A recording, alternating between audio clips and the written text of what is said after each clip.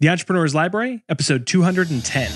Welcome to the Entrepreneur's Library, the only book-centric podcast that reviews all the top-selling business books and shares authors' perspective firsthand. This is your resource to finding the next great book that will enable you to grow personally and professionally. Welcome your host, Wade Danielson. Welcome back to the EL. Today we have Geoff Crook, Dr. Geoff Crook, author of The Dream Cafe, Lessons in the Art of Radical Innovation. Welcome, Dr. Crook, and thank you for joining us on the Entrepreneur's Library. Thank you, Wade. Really glad to be here. Before we dive into your book, will you give us just a snapshot of you personally? Introduce yourself and tell us a little bit about you personally. Yeah, I'm by origin and maintain a persona as an artist. So in other words, I'm passionate about creativity. I'm absolutely committed to the idea that disruption allows you to create better futures. I worked as an academic at Central St. Martin's College of Art, created a master's program called Applied Imagination, which broke pretty well every rule in education, not least by deliberately setting out to create what's now become a bit of a fashion of interdisciplinary and multicultural discourse as the best way to learn. So, I basically refuted the old rule that you engage with a discipline-specific education. Working over the years freelance so that I didn't become one of those dreadful people who only taught theory and never practiced. I did a lot of freelancing in the branding marketing area, and that's where I got to meet Duncan, who I then collaborated with on creating the Dream Cafe. And Duncan's been in that area of activity for about 30 years and has an awful lot of experience. So I was the kind of disruptive force in that world. And basically it's kind of, for me, it works perfectly. It means that essentially I'm able to apply my kind of creative zeal to confronting the problems that the world of business confronts. And, the whole sort of modus operandi for me is to actually practice what you preach. So that's me. I love that. I love talking to disruptors.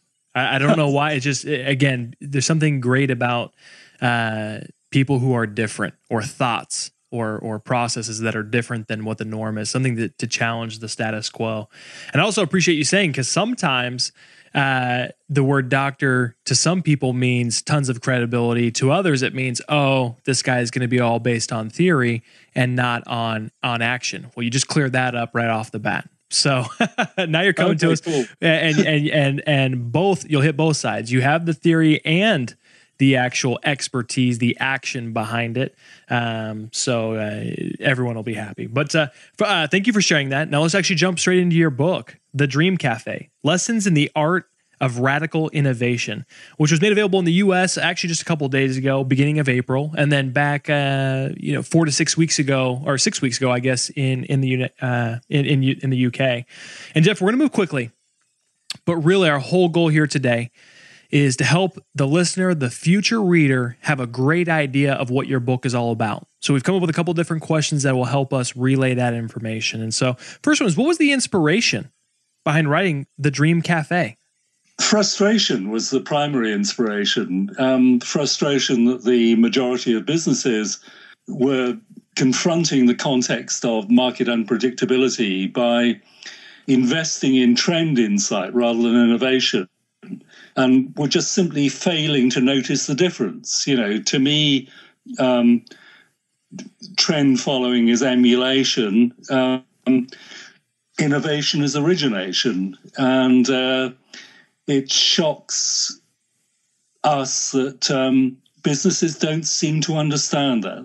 They are still clamoring to get into an ever decreasing space, which is essentially occupying territory which someone else colonized some time ago. And by the time they've caught up with that knowledge, that geography, by buying into trend forecasting, it's basically already colonized by other people. You're essentially defaulting on the opportunity to innovate by trying to take the risk-free space that you perceive as following where the pack is leading, but missing the point that the pack that really matters, the early adopters, have already been there and left. So, Geoff, this is such an important question because there's so many books, and right now your book is a needle in the haystack because of how many are getting published on a daily basis. So what makes your book different from others regarding the same or similar topic?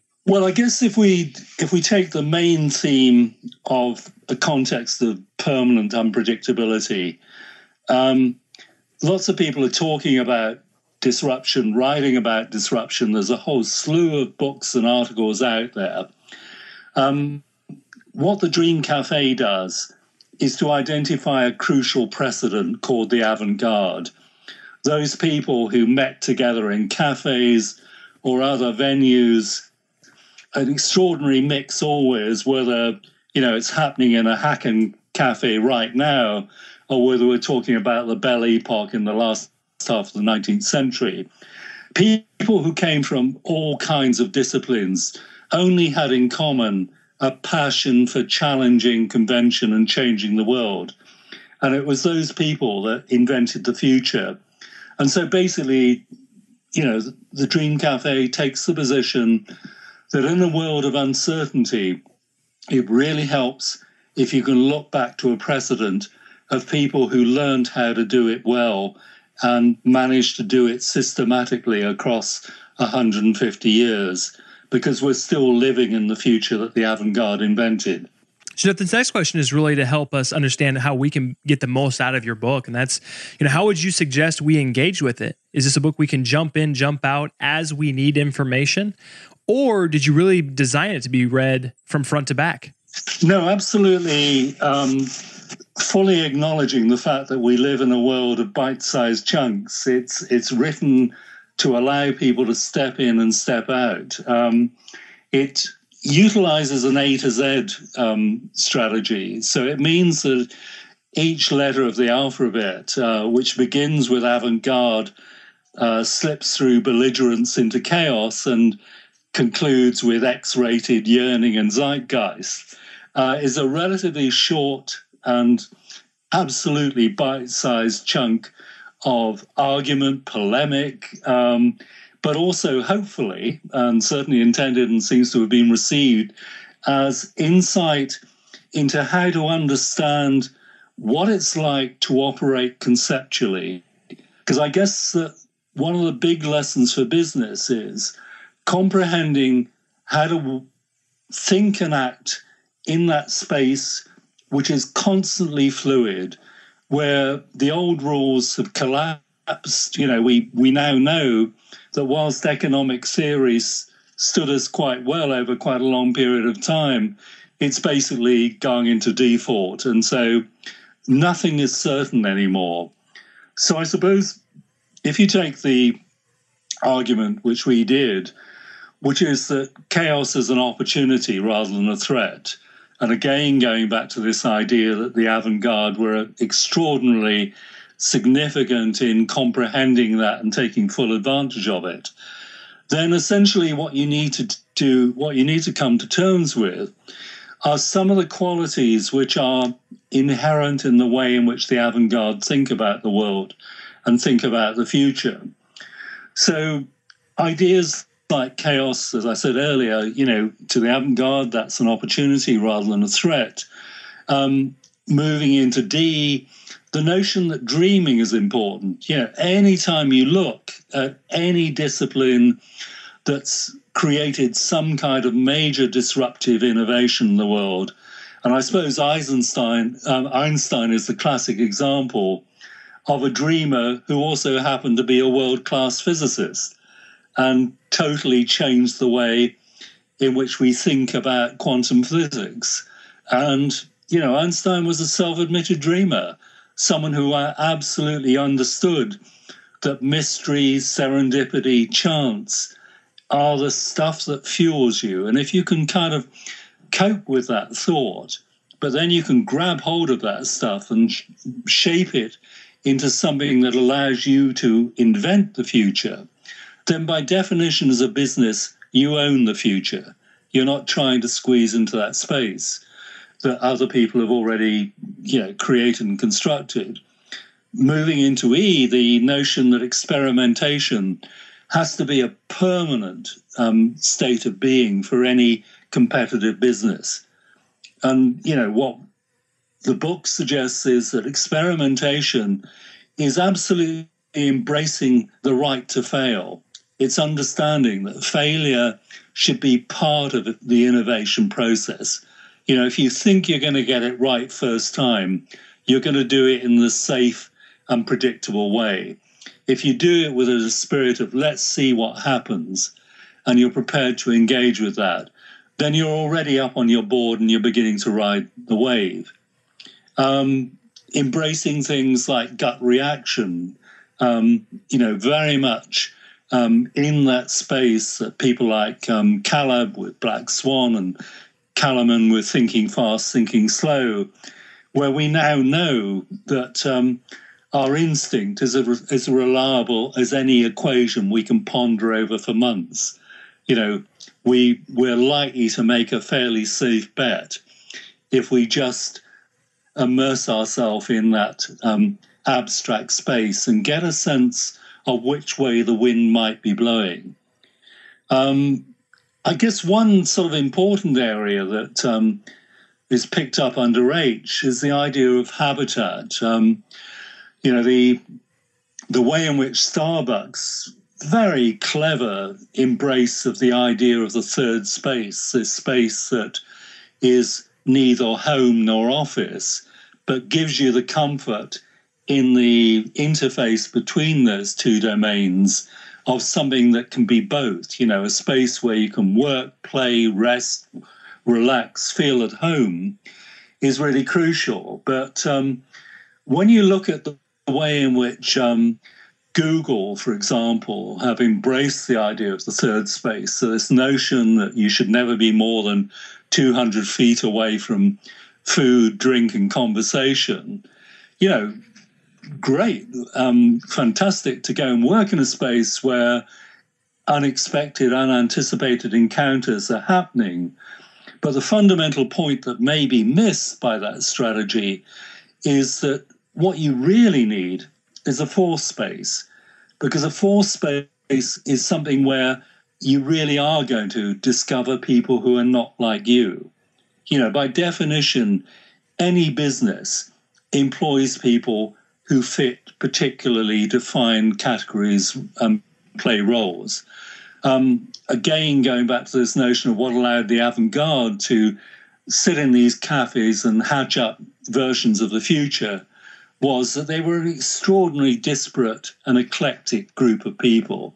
The scientists would bump into the entrepreneur who was talking to the musician who was in conversation or watching an artist drawing a version of the future.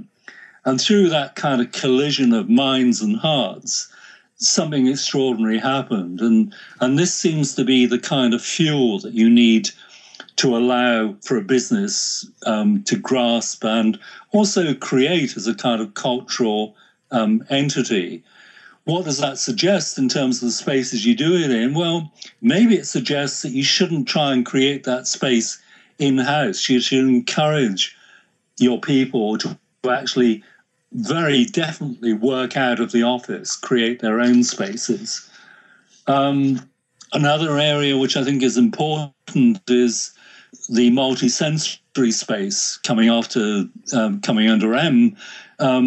The idea that we're only at the threshold of realizing and capitalizing on how extraordinary we are as humans. The fact that we've arguably been programmed into relying on our sight as this sort of, version of reliable evidence, which dates at least as far back as Descartes, I think, therefore I am, is so bogus, so limiting. And the fact that, smart technology is leading us into this new multimodal experiential, multisensory space is so critical for where business can begin to find entrepreneurial opportunity in the 21st century.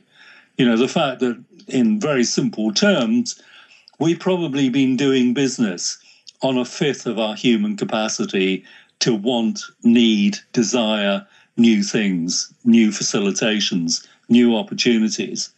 And that's such an exciting space to begin to construct and colonize.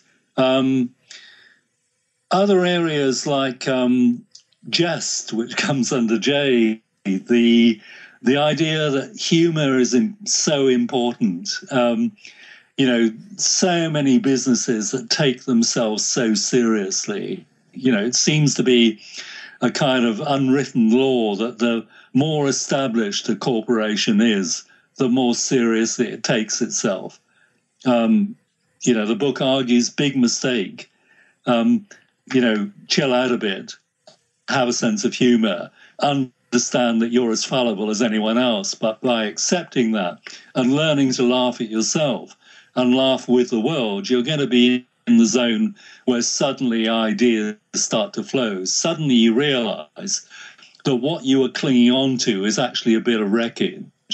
What you have an opportunity to do is construct something which people will begin to want, and you'll begin to find joy out of as a business. You know, your culture will suddenly escalate in terms of its preparedness to be experimental, to be innovative, to be disruptive. So it's very much about this subtext of don't even think about trying to disrupt the world until you can disrupt yourself.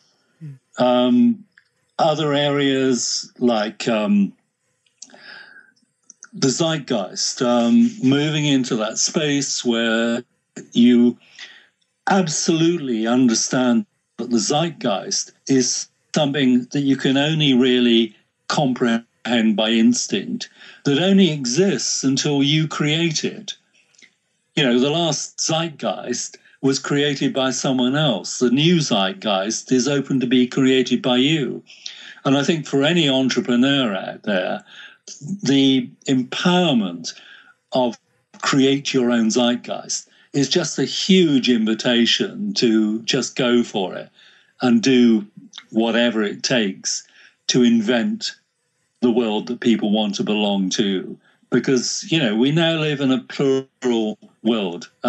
There's never been one version, probably, but certainly in the 21st century, there never will be one version. And dealing with that pluralism is all part of this area of unpredictability, which once you see it in terms of opportunities, becomes yours to own, yours to inhabit, yours to share. And monetizing those opportunities is just very much what the future is about. So, Geoff, I don't mean to interrupt you, but we're slowly running out of time on this particular question. But I want to. This next question is so important that I want to make sure we have time to go through it. And that's that you've already gone through a ton of fantastic content and context behind it.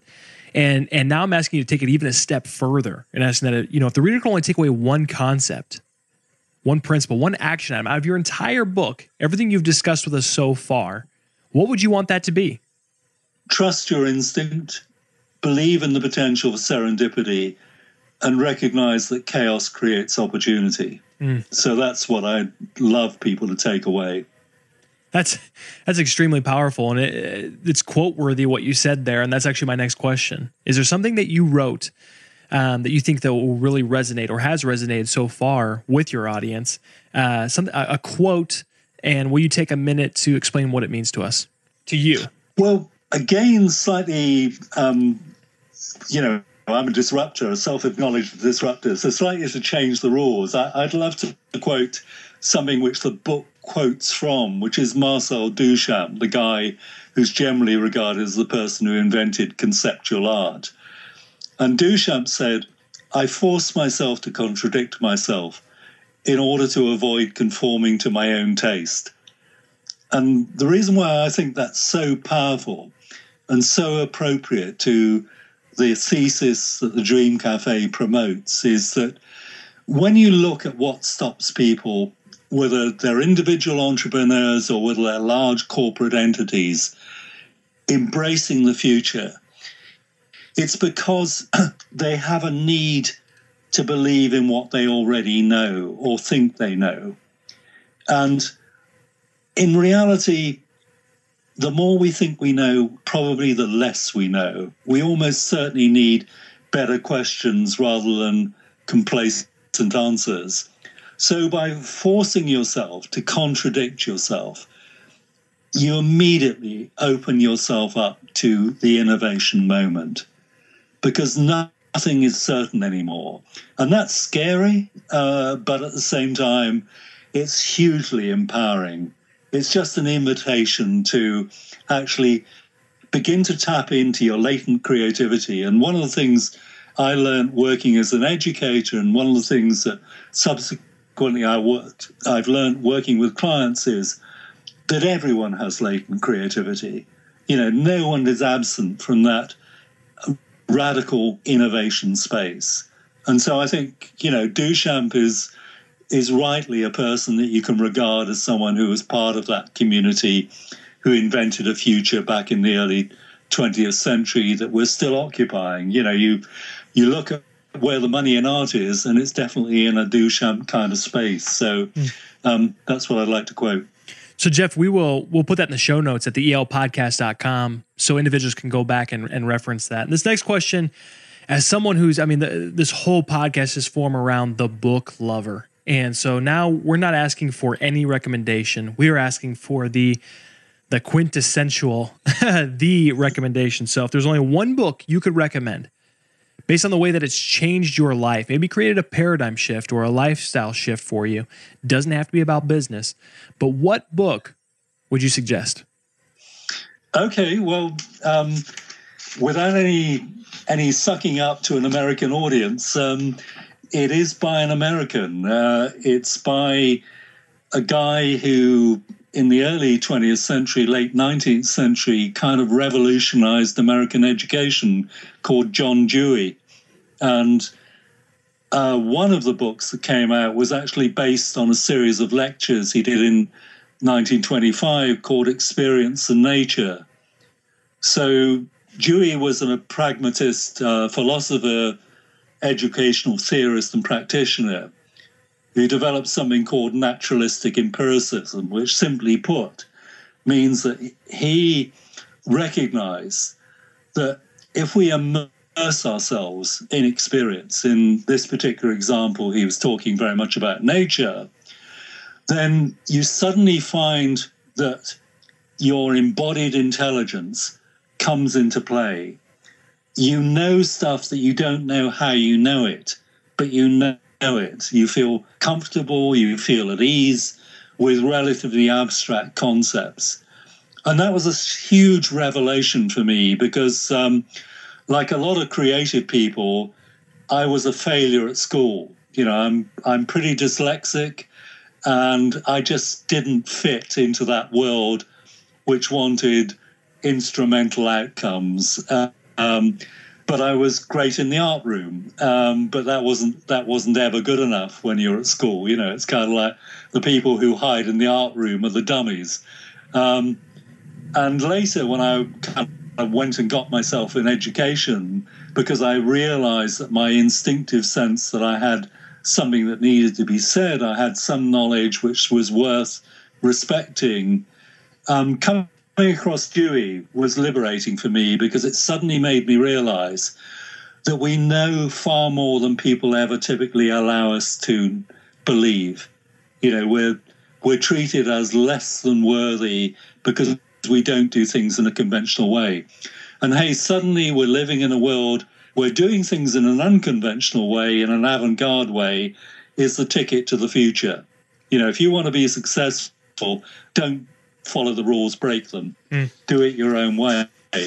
And that's all part of being in touch with that deep intelligence that, you know, if we embrace the conduit of knowledge that exists in the universe, then we're going to know far more than people would ever give us credit for, we're going to see far more opportunities for monetizing opportunity for ourselves and for other people. So it was very much a breakthrough book for me. It was a kind of like, it was a permission book. It was kind of like, don't worry, Geoff, you're okay. You're not as dumb as they told you were.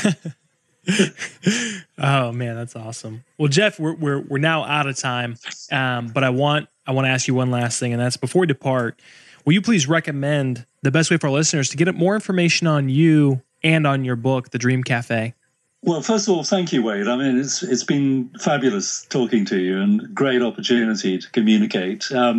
Basically, at the moment, the main way of kind of getting in touch is through Amazon. I have to say that I'm pretty slow at putting together the website about Geoff Crook, but it will be available very shortly. It's one of the downsides, but a very minor downside of being mega busy. so I realize that there's a certain kind of irony in talking about branding and forgetting, in Tom Peters' words, to brand yourself. Excellent. Well, Geoff, thank you so much for coming on and sharing your book with us. Thank you, Wade. Absolute pleasure. Thank you so much once again for listening in today. If you'd like to get more information on Dr. Crook or his book, The Dream Cafe, check out the show notes at theelpodcast.com. Looking for your next book idea? Head over to theelpodcast.com, where Wade shares his amazing resource, the top 10 business books recommended by over 500 entrepreneurs, with you for free. That's theelpodcast.com. Till the next time, keep it on the EL.